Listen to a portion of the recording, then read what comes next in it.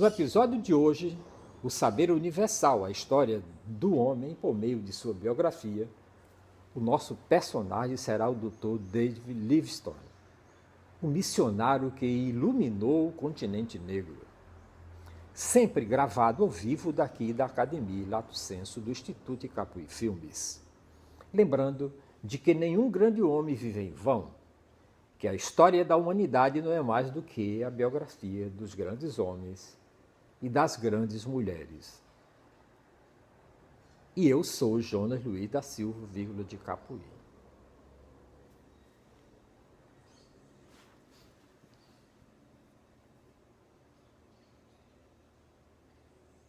Livingstone iluminou o continente negro. Em pleno coração da África do Sul,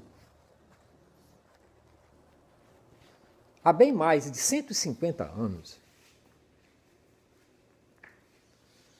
acampou entre os nativos de uma aldeia indígena um jovem escocês, médico e missionário.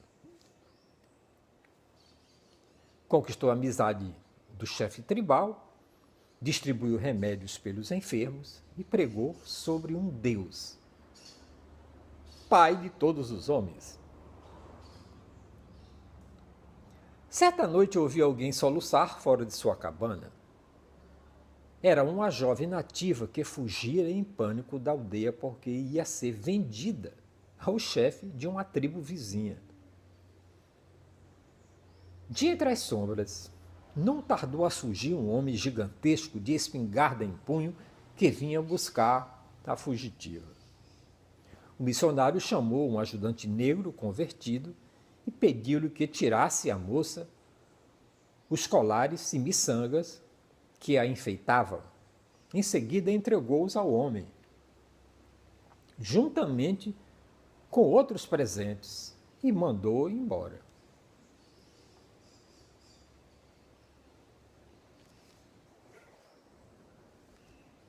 Incidentes semelhantes constituíam a prática diária de um dos maiores missionários do mundo, David Livingstone.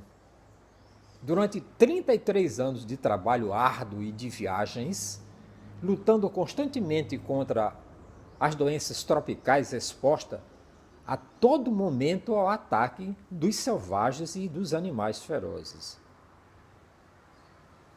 O Dr. Livingstone levou a luz da civilização cristã às zonas mais atrasadas do mundo.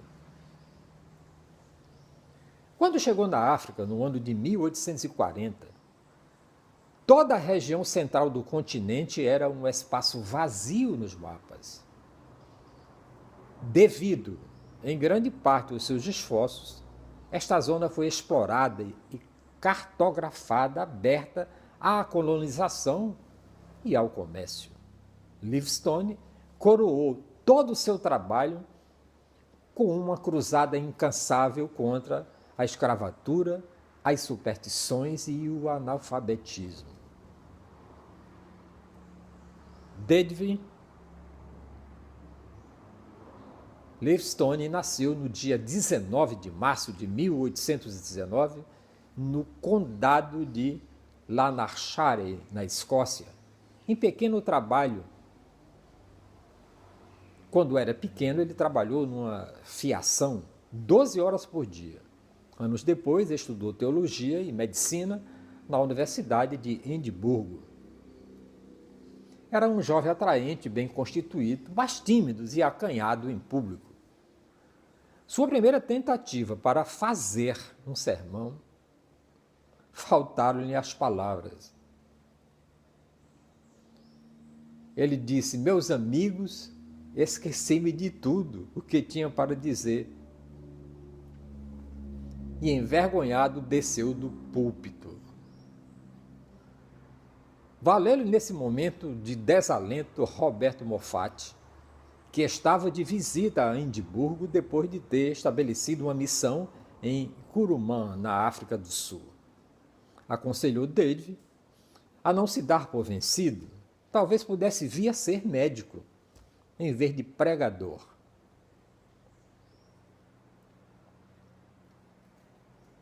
Livingstone abraçou as suas profissões e, além disso, ainda a de missionário no estrangeiro. Quando concluiu os estudos de medicina e foi mandado para a África. Pouco depois de sua chegada, Livingstone sentiu-se possuído de uma profunda compaixão pelos negros africanos. O tráfico de escravos revoltou e desgostou de tal forma que fez o voto de dedicar a sua vida a combater esse monstruoso comércio. Descobriu que nos semelhantes dos negros e nos semblantes dele, o receio e a desconfiança se desvaneciam quando lhes tratava as doenças e tentava ensinar-lhe melhores formas de viver. Aprendiu com alegria e chamava de o homem bom.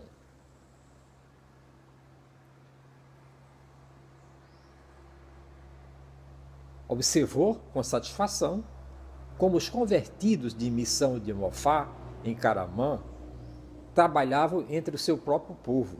O seu objetivo era estabelecer novas missões, selecionar convertidos nativos para as dirigirem e prosseguirem em direção a outras tribos por esclarecer e terras por explorar.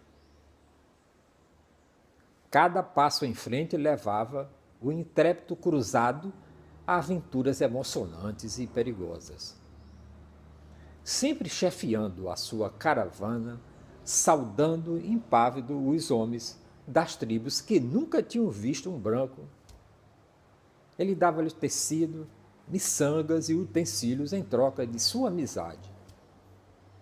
E logo se dedicava a administrar-lhes medicamentos. Uma vez aceito como amigo, ficava trabalhando na tribo durante semanas ou até meses. Nas manhãs de domingo, reunia em sua volta muitos nativos e falava-lhes. Com invencível tenacidade, transmitia a mensagem dos evangelhos nos vários edifícios dialetos. A princípio, tem de se admitir, os negros atônicos não assimilavam o sentimento de suas palavras, mas sabiam que aquele homem era bom e que o Deus de que ele falava devia ser igualmente bom. A sua resistência e desprezo pelo perigo tornaram-se lendário.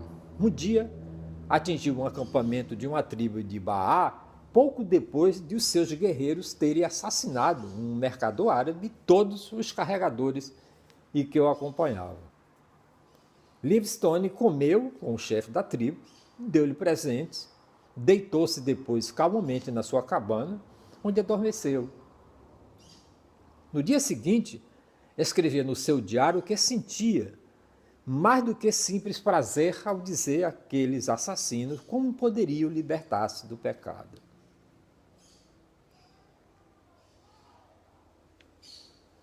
A sua atividade como médico era parte indispensável da sua obra apostólica. Mostrava a eficácia do quinino no tratamento da malária. Durante os primeiros 5 anos de trabalho, ele mesmo sofreu 31 acessos de febre. Sem quinino, não teria sobrevivido. Com este medicamento, insuflou vida e famílias e tribos inteiras. As façanhas de Livingstone como explorador alinham com a dos maiores aventureiros de todos os tempos. Explorou 1/3 dos maiores aventureiros de todos os tempos. Explorou 1/3 do imenso continente.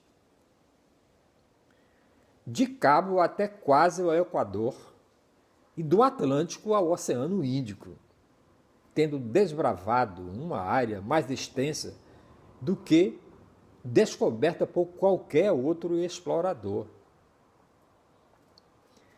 Ele traçou mapas de todas as regiões que visitava e enviou relatórios pormenorizados à Sociedade Real de Geografia de Londres. Foi o primeiro europeu a chegar às margens do grande lago Guiname.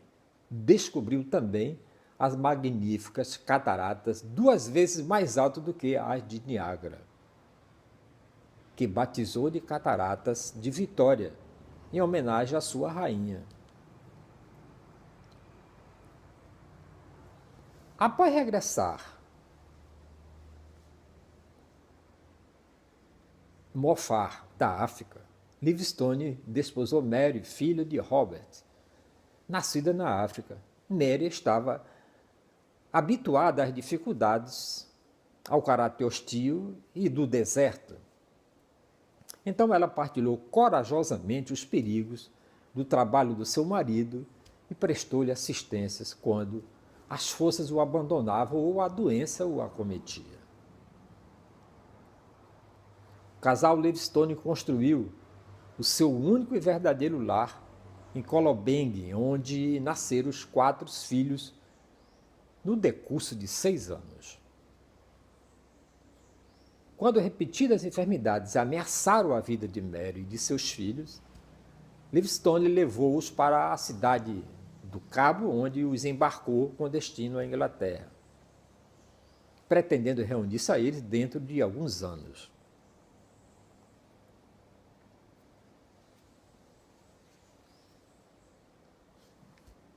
Ao regressar a Colobeng, verificou que os Boers tinham assaltado a missão, roubado a mobília, queimado muitos livros, encerrado a escola, aterrorizado os negros convertidos que o ajudavam. Era uma advertência das autoridades da África do Sul para que ele pusesse fim à sua agitação que vinha promovendo contra o tráfico de escravos. Livingstone reagiu desassombradamente. Continuou a denunciar a desumana prática sempre que tinha oportunidade e dirigiu cartas ao governo britânico para que providenciasse no sentido de pôr termo ao infame comércio de seres humanos.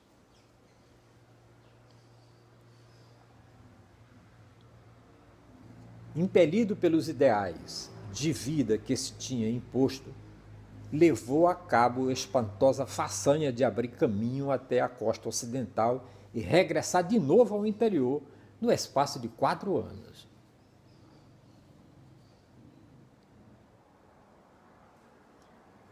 Depois fez a primeira visita à pátria, com o objetivo de ver a família e de escrever viagens missionárias, o primeiro de uma série de livros que deu a estampa.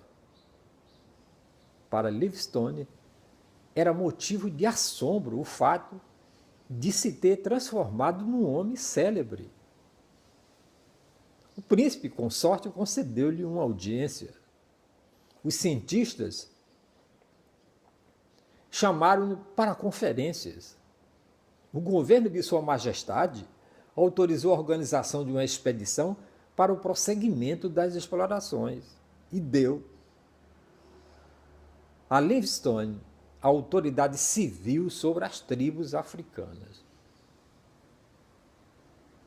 Em março de 1858, embarcou para o continente negro com a sua mulher e o filho mais novo, Oswell.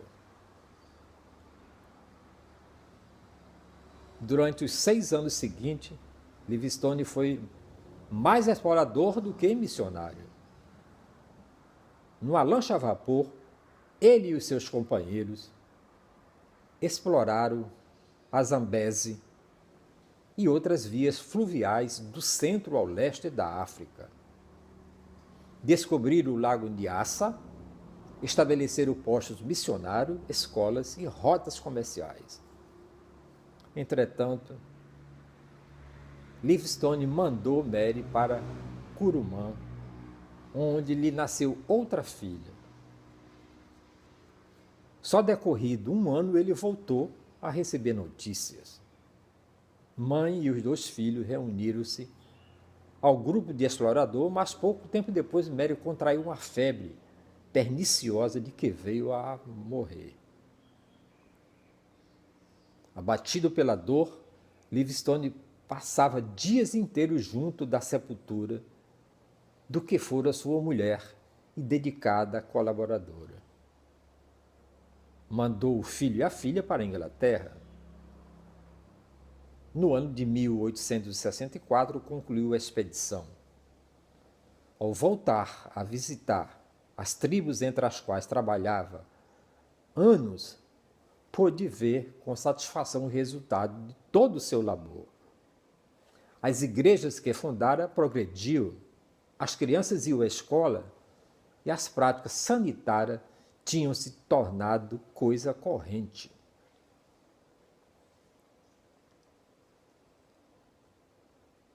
Livingstone sempre ansiara por descobrir as fontes do Nilo, para que o comércio europeu pudesse chegar desde o norte até o interior da África.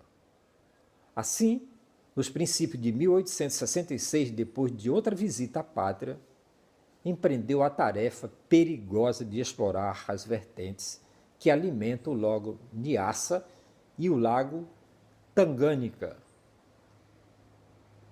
Depois do dia em que Livingstone partiu para essa memorável expedição, só um branco voltou a vê-lo vivo. Debateu-se com toda espécie de obstáculos, verdadeiramente desanimadores. A maior parte do tempo esteve doente. Os negros hostis roubaram-lhe as provisões. Muitos dos ajudantes o abandonaram. Chuvas incessantes e mosca tsé-tsé tornaram quase impossível a viagem. Em 1869, gravemente doente, vítima de pneumonia, Livingstone foi transportado numa liteira até o Gigi, no lago Tanganyika, numa tormenta, viagem que durou. Durante mais de 2 anos se receberam na Inglaterra notícias do missionário explorador. Onde estaria Livingstone? Perguntava-se em toda parte. Foram enviadas 2 expedições de salvamento, mas ambas fracassaram, vencidas pelas doenças tropicais. James Gordon Bennett Jr., diretor do jornal New York Herald, deu-se conta das possibilidades jornalísticas da história deste missionário perdido no coração da África. Encarregou o seu melhor repórter, Henry Stanley, de procurar Livingstone sem lhe marcar limite de tempo ou de dinheiro. Stanley chegou a Zanzibar, reuniu um grupo de expedicionários de 192 homens e partiu em direção ao oeste. Em fevereiro de 1871. Guiava-se apenas por vagas informações acerca do possível paradeiro de Livingstone. Pela dura natureza da tarefa, em dado momento, muitos dos componentes da caravana amotinaram-se e 2 chefes tentaram matá-lo. Chuvas torrenciais inundaram os caminhos. A malária e a desenteria prostraram-no. Contudo, durante 9 meses, apesar de todos os contratempos e com a coragem digna do homem que procurava, Stanley continuou a lançar até o interior.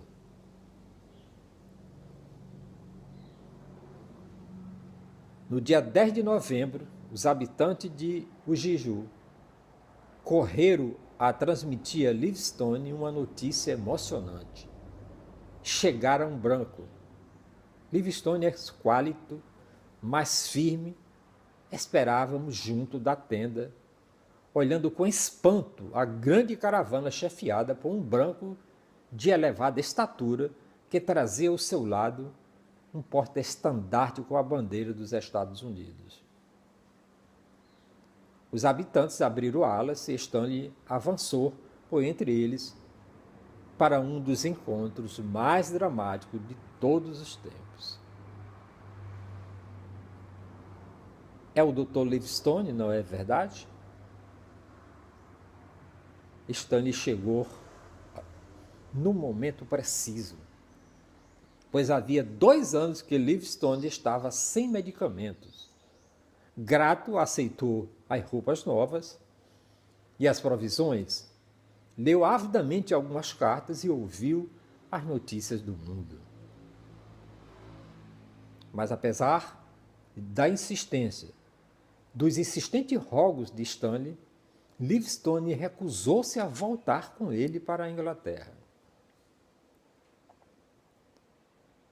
Tenho ainda muito o que fazer aqui, disse. Deste modo, Stanley regressou ao mundo civilizado para transmitir uma crônica que fez de Livingstone o homem mais célebre do seu tempo. Com a nova caravana e abastecido de provisões, o corajoso pregador continuou a sua marcha em busca das fontes do rio Nilo. Uma vez mais, porém, as forças lhe faltaram. Transportado numa liteira, prosseguiu tenazmente, chefiando a expedição.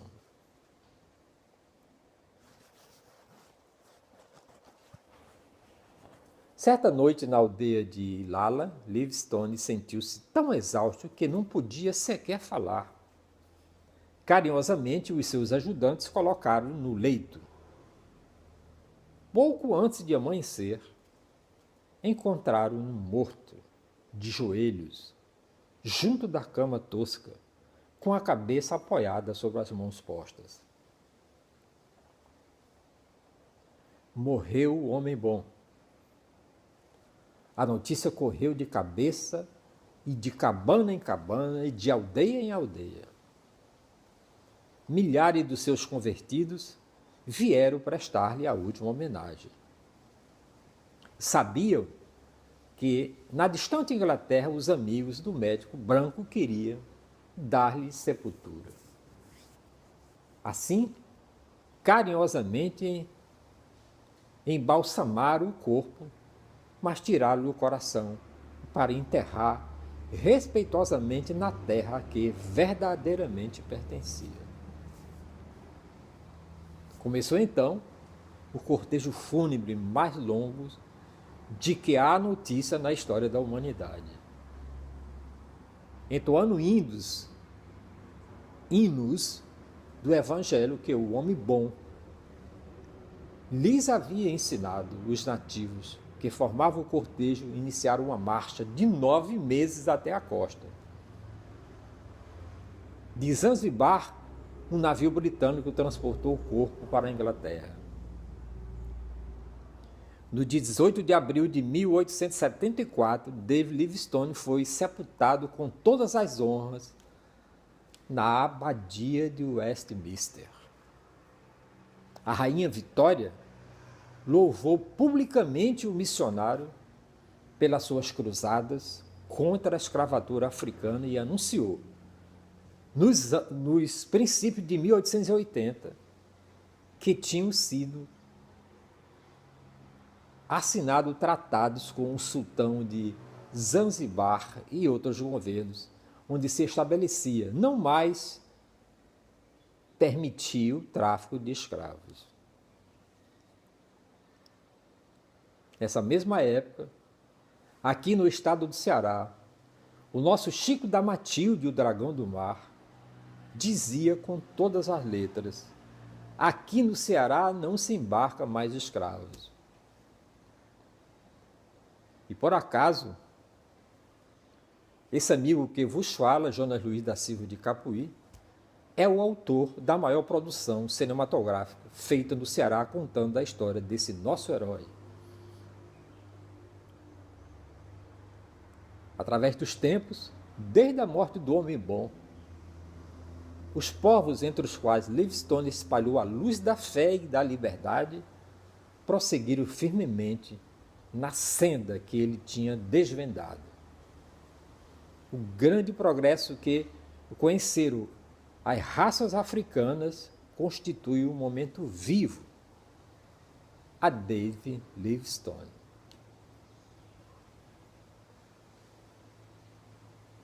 No próximo episódio desta série, O Saber Universal, a história do homem por meio de sua biografia, o nosso personagem será Hans Christian Andersen, cujo seu melhor conto é a sua própria vida, sempre gravado ao vivo, daqui da Academia Lato Sensu do Instituto de Capuí Filmes. Lembrando de que nenhum grande homem vive em vão e que a história da humanidade não é mais do que a biografia dos grandes homens e das grandes mulheres. E eu sou Jonas Luiz da Silva, Vila de Capuí.